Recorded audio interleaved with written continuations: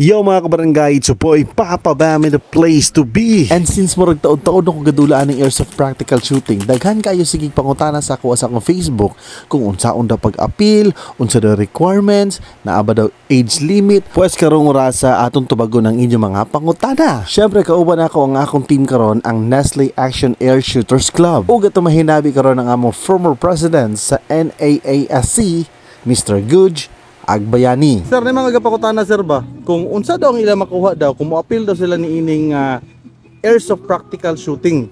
Yes, to start with, IPSC Action Air or International Practical Shooting Confederation nag-start sa Real Steel. And then we copy it sa IPSC Action Air by the use of gas blowback pistols, and then the same policies and the same principles, same disciplines we have sa Real Steel.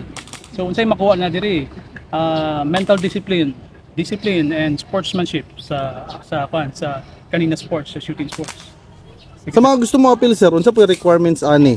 Sa mga gusto mo appeal, og pwede ba ni sa mga bata, og unsa ang age limits nga pwede ani?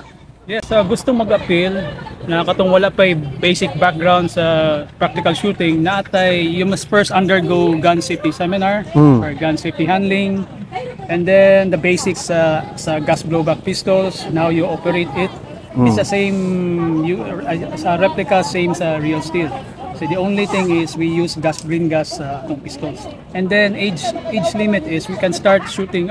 We can start with sa mga bata na age 7. Na kanang guided na sa atong mga parents at sa mga mentors and coaches.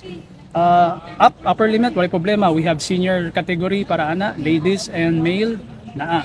For beginners, we also cater for beginner shooters. Karon kay amo na natubag ang inyong mga pangutana. Mao sa mga gusto mo appeal ni ini nga dula, promise ma-enjoy gud kayo mo. Ayaw mo kaulaw, i-try ninyo. And shout out di ay sa tanang shooters club sa Cagayan de Oro o sa gawa sa Cagayan de Oro ha. Kita kits sa shooting competition.